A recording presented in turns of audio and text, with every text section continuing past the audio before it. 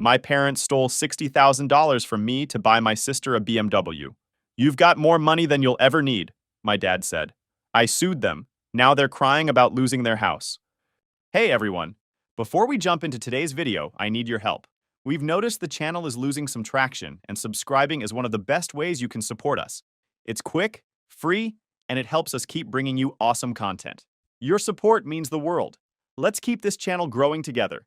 Thanks so much. Now let's start the video. Hey Reddit. So, my parents bought my sister a BMW for her birthday.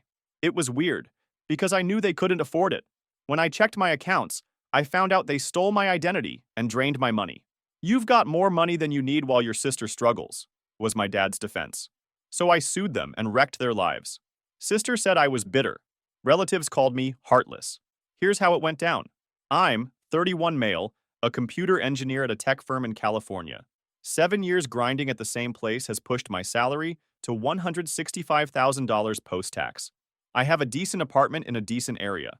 Reliable Subaru that I maintain myself. Healthy 401k that I max out yearly. Zero debt. On paper, I'm the American dream in progress. Reality's a bit different, though. I've always been the invisible kid, the reliable one who figured out early that being self-sufficient meant staying out of everyone's way.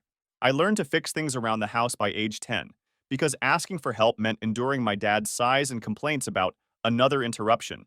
My best friend Eric has been with me since college. We met in an advanced algorithms class, where we were the only two who stayed past midnight to finish the assignment.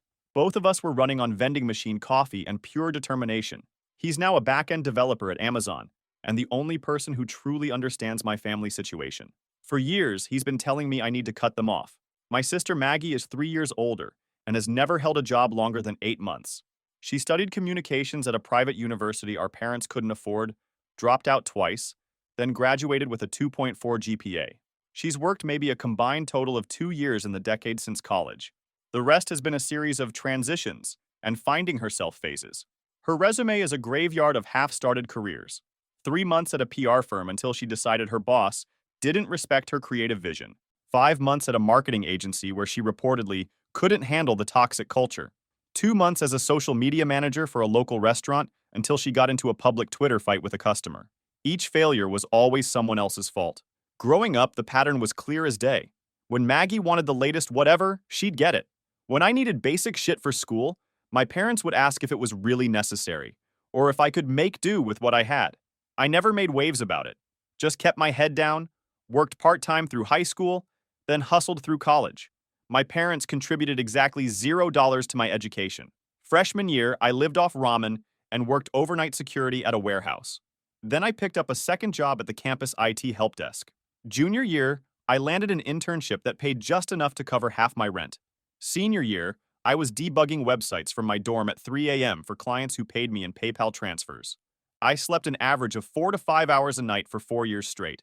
Missed most of the parties. Skipped spring break trips. My social life consisted of coding meetups where I could network for job leads. I built an app that automated class registration for students, charging $10 per user and reinvesting everything into server costs and better development tools. My entire college experience was a blur of screens, caffeine, and the constant low-grade panic of knowing one financial emergency would end it all. I graduated with $42,000 in student loans and a job offer from the tech company where I still work. First thing I did with my signing bonus was pay off my beater car that broke down every other week. Second thing was setting up automatic payments on my student loans. I lived like I was still broke for 3 years, dumping everything into those loans until they were gone. Meanwhile, Maggie moved back home after college and stayed there. She'd occasionally announce a new career path that needed startup funds, a photography business that required a $3,000 camera, a fitness coaching venture that needed certification courses, a skincare line that required inventory. None lasted more than a few months. When I finally got the promotion to senior computer engineer, I made the mistake of mentioning my new salary at a family dinner. My parents exchanged that look they've always had, the one that silently calculates what they can extract. My dad started asking about investment opportunities, and my mom casually mentioned how much easier things would be if the family helped each other out. 2 years ago, my mom called in tears. Their water heater had burst, flooding the basement. Insurance wouldn't cover the full replacement cost due to some fine print about maintenance schedules. Without thinking twice, I transferred $4,300 to cover the difference. 3 months later, My dad needed emergency dental work not covered by insurance. Another $2,800 from my account. When Maggie's car mysteriously developed transmission issues, I covered the $3,700 repair bill. The mechanic later told me the transmission showed signs of severe neglect, like someone had never changed the fluid in 80,000 miles. Each time, I'd get tearful thanks and promises to pay me back when things turned around. Each time, that repayment never materialized. Eric would call me a sucker every time I told him about another loan. He'd run the numbers and show me how much I was actually giving away. He'd tell me how these small loans were impacting my retirement timeline. I'd brush it off, tell him it was just family stuff he wouldn't understand since his parents were normal. He'd shake his head and order another round of sodas, knowing I was lying to myself. Last year, I finally decided to put some boundaries in place. I set up a joint account with my parents and deposited $500 monthly for emergencies. I was clear about the terms. This was for genuine emergencies only, and they needed to text me before using it. I even created a shared document defining what constituted an emergency versus a preference. Medical issues, emergency. Car repairs, emergency. New furniture because the old stuff looked dated, not an emergency. For 6 months, the system worked. Small withdrawals for legitimate expenses, brief texts explaining each one. It felt like progress, like we'd finally established some mutual respect. My dad's blood pressure medication, my mom's broken glasses, a new tire for their car after running over a nail. All reasonable, all within the budget I'd established. Then came Maggie's 34th birthday in March, the golden child's special day. I was working on a critical project deployment when my mom called. Our system was migrating to a new cloud architecture, and I was troubleshooting integration issues in real time with teams in 3 different time zones. I let the call go to voicemail, then listened during my lunch break. We're having a small dinner for Maggie's birthday this Saturday. Nothing fancy, just family. Be at the house by 6. No request, just an expectation. Just the assumption that I would rearrange my schedule for the Maggie show, as I privately called these events.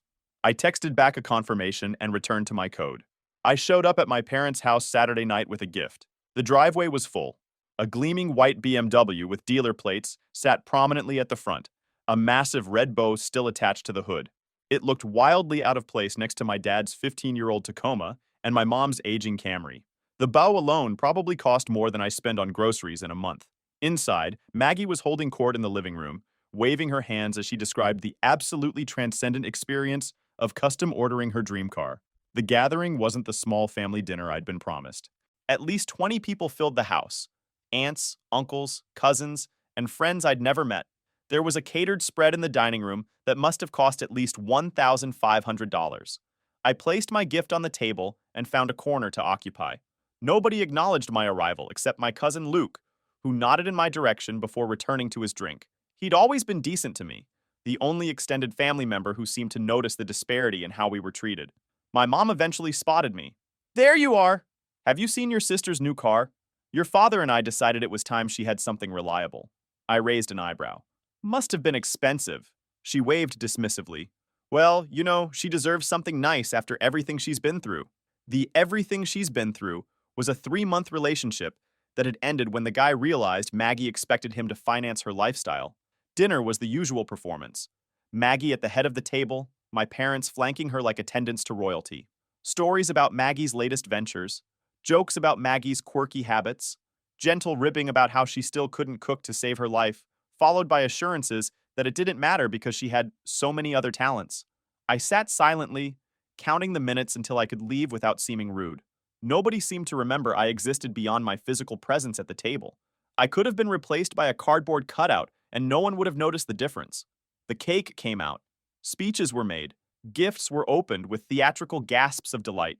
I checked my watch. 3 hours had passed.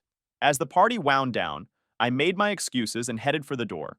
My father intercepted me, clapping a heavy hand on my shoulder.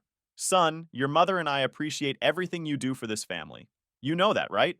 Something in his tone made me pause. "Sure, Dad. No problem." I drove home with an uneasy feeling settling in my gut. Something wasn't right, but I couldn't put my finger on what. The BMW was extravagant even by my parents' standards when it came to Maggie. My dad had been laid off from his management position 2 years ago and was working as a sales associate at a hardware store. My mom's part-time job as a receptionist barely covered their groceries. They couldn't afford a $60,000 car. The next morning, Sunday, I decided to check my joint account with my parents. Force of habit. What I saw made my blood run cold. The balance showed negative $3,285, overdrawn by more than 3 grand. The last transaction was a transfer of $15,000 to my parents' personal checking account, dated 2 weeks earlier. I scrolled back further. Another $15,000 transfer from 3 weeks before that, and another from a month earlier. In total, $45,000 had been drained in less than 6 weeks. But that wasn't possible. The joint account never held more than a few $1,000s. I kept most of my money in a separate high-yield savings account that I'd been building up for a down payment on a house. I'd done the math. At my current saving rate, I'd have enough for 20% down on a modest place within 18 months. I logged into my main bank account. Everything looked normal at first glance. My checking account balance was where it should be. My savings account showed the expected amount. Then I noticed a credit card account I didn't recognize. And another. And another. 5 credit cards. All in my name. All maxed out. The total outstanding balance, $58,700. I hadn't opened these cards. I hadn't made these purchases. I hadn't authorized these accounts. I pulled up the transaction histories. Best Buy, Apple Store, Nordstrom, Saks Fifth Avenue, payments to insurance companies and car dealerships, a $12,000 deposit at BMW of California. The truth hit me like a physical blow. My parents had stolen my identity. They'd opened credit lines in my name. They'd drained the joint account I'd trusted them with, and they'd used my money, over $60,000 of it, to buy Maggie a damn BMW. I ran a quick calculation in my head. With my credit score before this, I was paying an average of 12.5% APR on the few small purchases I put on credit each month, mostly work-related expenses I got reimbursed for.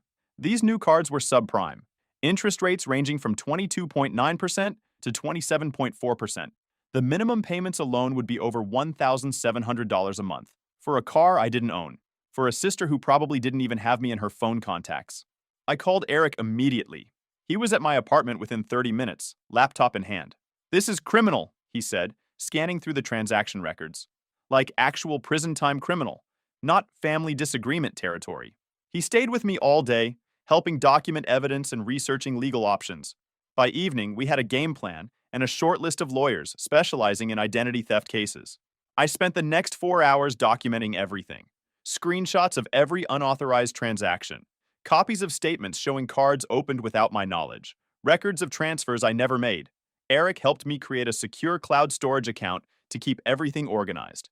We even recorded videos of me logging into each account, showing the transactions in real time to establish a clear chain of evidence. As a developer, I understood the importance of version control and audit trails. Those principles were serving me well now. I called my parents' house at exactly 6 p.m. My mother answered, her voice bright with artificial cheer. "Oh, honey, we were just talking about you." Maggie loved that gift, by the way. So thoughtful. I cut her off. "I know about the credit cards. I know about the transfers." Silence. Then a muffled sound as she presumably covered the receiver to speak to someone else in the room. When she returned, her voice had shifted to the wounded tone she used when playing victim. "I don't know what you're talking about, sweetie. What credit cards?" "The 5 accounts you and Dad opened in my name. The $58,700 in charges. The $45,000 you transferred out of our joint account. The down payment on Maggie's BMW. All of it." Another pause. Then my father's voice came on the line, stern and authoritative. The voice he used when shutting down discussions. "Son, I think you're confused. We borrowed a bit from the emergency account, yes, but we were going to pay it back. As for these credit cards you're talking about, there must be some mistake." Classic gaslighting. If I hadn't been staring at the evidence on my screen, I might almost have believed him. He'd always been good at making me doubt my own perceptions. No mistake. I'm looking at the documentation right now. Credit applications with my social security number. Delivery addresses set to your house. Phone calls from my number that I never made. It's identity theft and fraud. Plain and simple. His tone shifted instantly. "Now hold on. This is family we're talking about. There's no need to use words like theft and fraud. Your sister needed a reliable vehicle, and you're in a position to help. After everything we've done for you," I cut him off. "What exactly have you done for me? Cut this BS already. You stole from me." Silence again. Then my mother's voice, tearful now. "How can you say that? We raised you. We gave you everything. You gave Maggie everything. I worked for what I have. And now you've stolen from me to give her more." My father came back on, voice lowered to a threatening rumble. "Listen here, you ungrateful little shit. You make more money than you need while your sister struggles. All we did was redistribute a bit. You won't even miss it. And there it was. The mask had dropped. No more pretense of mistake or misunderstanding. They'd taken my money because they felt entitled to it. Because in their eyes, anything I earned belonged to the family. And family meant Maggie. I'm giving you one chance, I said, my voice steady. Return the money. All of it. Close the fraudulent accounts. Return the BMW. Make this right, and we can discuss moving forward. My father's voice turned cold. Or what? Or I file police reports for identity theft and fraud tomorrow morning. I contact all 3 credit bureaus. I provide them with the documentation I've spent the last 4 hours compiling, and you both face the consequences of your actions. He laughed. You wouldn't dare. Not to your own parents. Not to your sister. Try me. I hung up and blocked their numbers. Then I forwarded all their recent voicemails and text messages to a secure cloud account as additional evidence.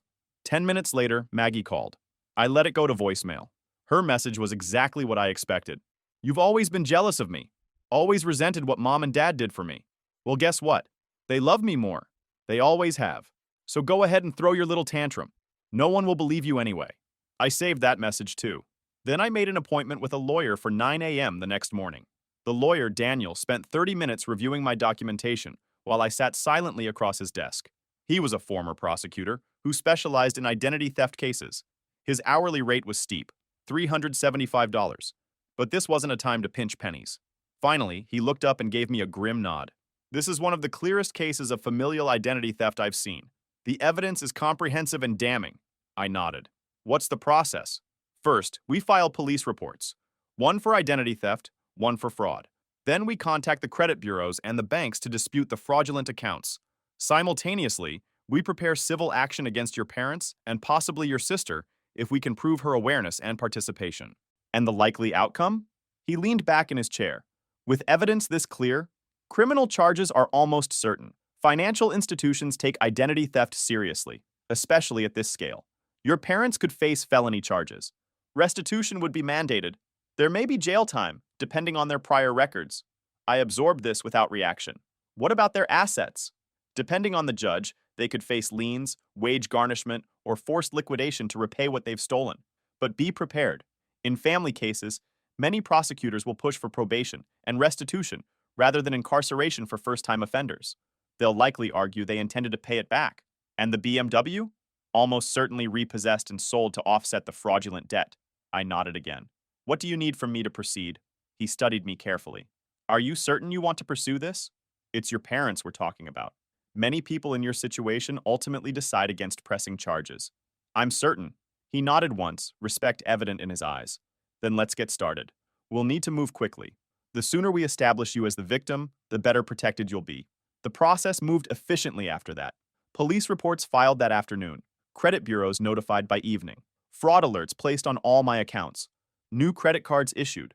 Bank accounts frozen, then transferred to entirely new accounts at a different institution. I calculated the monetary damage beyond the stolen funds. Credit score dropped from 815 to 580. Increased insurance premiums due to the credit score change. Potential impact on future mortgage rates. Lost investment opportunity on the stolen funds. The numbers weren't small. By the end of that first day, the legal machinery was in motion. There would be no going back. The initial bank and credit bureau investigations took nearly 3 weeks. During this time, I received regular updates from my attorney about the progress of the fraud reports. The financial institutions were thorough in their review, collecting statements, analyzing transaction patterns, and building their own case files. I continued going to work, focusing on my projects with an almost robotic efficiency. My team lead noticed something was off, but I kept the details vague. Family situation was all I said. He nodded and didn't press. Around the 3rd week after filing the reports, Maggie showed up at my workplace. She stormed past reception before security could stop her, making a scene in the middle of the open office. "You freaking snake!" she hissed, eyes wild with rage. "You'd put your own parents in jail over money? After everything they've sacrificed for you?" My coworkers froze at their desks. I stayed seated, voice level. "You need to leave now. You've always been jealous of me. This is your pathetic revenge because I finally got something nice." I kept my expression neutral. "Security is already on their way. You think you're so perfect with your job and your money? You're nothing but a backstabbing piece of garbage. They should have left you at the hospital when you were born. Two security guards arrived and escorted her out. I sent a recording of the incident from the office security cameras to my lawyer that afternoon, another piece of evidence showing her knowledge of the situation. My team lead stopped by my desk after the incident. Take the rest of the day. Whatever that was about, you shouldn't have to deal with it here. I nodded my thanks and went home, using the time to prepare documentation for the ongoing investigation. The calls started immediately. First my mother, from numbers I hadn't blocked, then aunts and uncles, then family friends, all with the same message. I was tearing the family apart. I was overreacting. I was being cruel and vindictive. My Aunt Cheryl left a particularly vicious voicemail. After all your parents did raising you, putting food on the table, giving you a home, this is how you repay them? By trying to put them in jail? You ungrateful little monster. I forwarded each call to voicemail. Each message became additional evidence of attempted coercion. Only my Uncle Robert, my dad's younger brother, reached out in support. I've watched them favor Maggie over you your entire life, he said when we spoke. What they did was criminal, and you have every right to pursue this. Don't let anyone tell you otherwise. He offered to testify if needed, describing patterns of behavior he'd witnessed over the years. His perspective as a third-party family member could be valuable if the case went to trial. About a month after filing the reports, the credit bureaus completed their investigations and confirmed the fraud. The banks followed with their own confirmation 2 weeks later, notifying me that they were fully cooperating with law enforcement. The police investigation moved at a deliberate pace. Detective Morris, the lead investigator, explained that financial crimes involving family members required extra documentation and careful handling. We're building a solid case, he assured me during our bi-weekly check-ins. These things take time, but the evidence is strong. I'd run the numbers with Eric. Every month of investigation cost me approximately $2,250 in credit score impact alone. The longer this dragged on, the more financial damage I sustained. But rushing the process could jeopardize the outcome. This was a marathon, not a sprint. During the lengthy investigation period, my father attempted a different approach. About 2 months after I'd filed the reports, he showed up at my apartment building unannounced. I watched on the security camera as he paced the lobby, demanding the doorman let him up. When that failed, he left a handwritten note. This has gone too far. You've made your point. Let's talk like men and handle this privately. Don't destroy everything over a misunderstanding. I gave the note to my lawyer, who added it to the evidence file. The wording was telling. No acknowledgement of wrongdoing, just an attempt to shift blame onto me for the consequences they were facing. It took nearly 3 months before the police completed their investigation and submitted their findings to the district attorney's office. Another month passed while the DA reviewed the case and decided to proceed with charges. 4 months after discovering the theft, formal charges were filed against both my parents. Grand theft, identity fraud, multiple felony counts. The assistant district attorney assigned to the case called it particularly egregious due to the breach of familial trust. My parents hired a defense attorney who immediately pushed for a plea deal. Initial offer. They'd pay back half the stolen amount over 5 years if I dropped the charges. Counter offer from my side. Full repayment plus damages, admission of guilt, and supervised probation. They refused. Their attorney tried various tactics, playing up their age and lack of criminal history, suggesting they were financially illiterate and didn't understand the ramifications of their actions, implying that I had previously given them permission to use my credit. My lawyer demolished each argument with methodical precision, presenting documentation showing multiple intentional acts of fraud over several weeks. The credit applications alone required deliberate falsification of information. The legal proceedings dragged on through the pre-trial phase. The BMW was repossessed about 5 months into the process. The preliminary hearing was scheduled for month 6, then rescheduled twice due to procedural delays. 7 months after discovery, liens were placed on my parents' house and bank accounts as the civil case proceeded alongside the criminal charges. During this time, I continued working and advancing my career. I received another promotion, this time to lead engineer. The irony wasn't lost on me. As my family was facing the consequences of their actions, I was achieving the success they'd tried to leech off of. Meanwhile, evidence emerged showing my sister had been fully aware of the fraud and had actively participated in selecting the vehicle purchased with stolen funds. She was recorded on the dealership's security cameras, Detective Morris explained when he called with the update. She specifically referenced using your credit to finance the vehicle. She even joked about it with the salesman. Something inside me, something I thought had died long ago, felt a flicker of vindication. 8 months into the process, facing mounting legal fees and overwhelming evidence, my parents and sister accepted a revised plea deal, full restitution, 2 years probation, mandatory financial counseling, and permanent credit restrictions. Throughout this lengthy period, I remained utterly detached. I went to work. I met with lawyers. I provided additional documentation when requested. I answered questions directly and without emotion. I behaved exactly as they had taught me to behave my entire life, invisible, efficient, and without needs of my own. 9 months after discovering the theft, I sat in the courthouse gallery watching my parents and sister accept their plea deals. My mother wept silently. My father stared straight ahead, jaw clenched. Maggie glared at me with naked hatred. The judge addressed them directly before accepting the pleas. The court takes a particularly dim view of familial financial abuse. You exploited the trust of your own son and brother to finance a luxury purchase.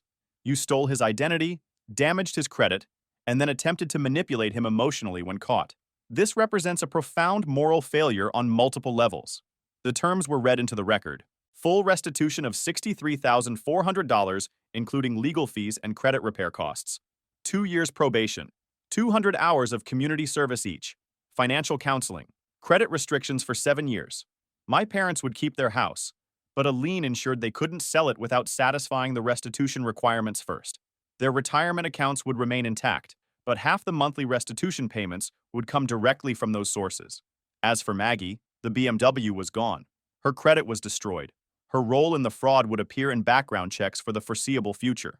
The carefully constructed fantasy world where she was entitled to whatever she wanted had imploded.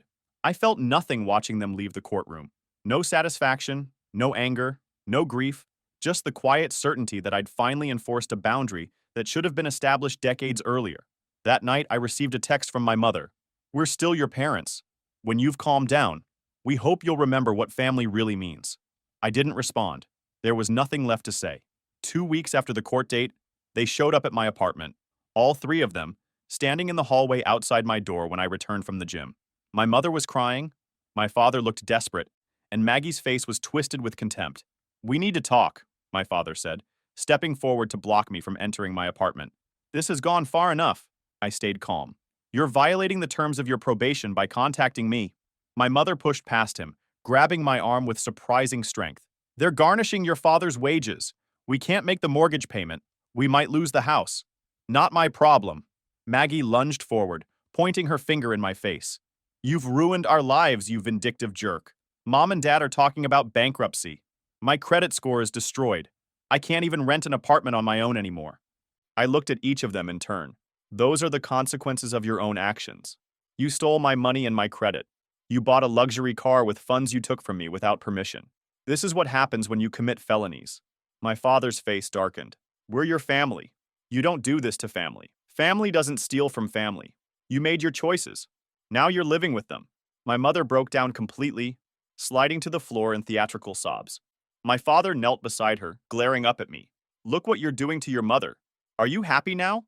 I pulled out my phone. "I'm calling the police to report a probation violation. After that, I'll be serving you with a restraining order. You have 30 seconds to leave." Maggie spat at my feet. "You're dead to us. You know that, right? Dead. 20 seconds. My father helped my mother up, his face a mask of disgust. "We raised you better than this." 10 seconds. They left, Maggie shouting obscenities over her shoulder as the elevator doors closed. I went inside, locked the door, and called my lawyer to initiate the restraining order process. The following week, a payment of $2,400 appeared in my account, the first installment of the court-ordered restitution. It would continue monthly for the next 2 years until the debt was paid in full. I donated the entire amount to a nonprofit that provided financial literacy education to low-income families. I would do the same with each payment. I didn't want or need their money anymore. What I needed was the acknowledgement that what they had done was wrong, something the courts had provided when my family would not. 3 months after the court date, my father lost his job. 2 weeks after that, my Uncle Robert called to update me on the family fallout. "They're selling the house," he said. "The bank was foreclosing, so they're doing a short sale." "Where are they going?" "Your mother's sister is letting them rent her basement apartment for below market." Maggie lost her retail job, kept showing up late. She's moving to Portland, supposedly has a friend there with connections. "Your cousins aren't speaking to me because I took your side. The whole family's fractured. Are you okay with that?" He laughed humorlessly. "I've watched your dad enable your mom and sister's nonsense for 30 years. Maybe this is what it takes for them to finally grow up." I heard through other channels that my parents were telling a revised version of events to anyone who would listen. In their story, I had promised to help them financially, then cruelly changed my mind and weaponized the legal system against them over a simple misunderstanding. Most of the family believed them. I didn't care.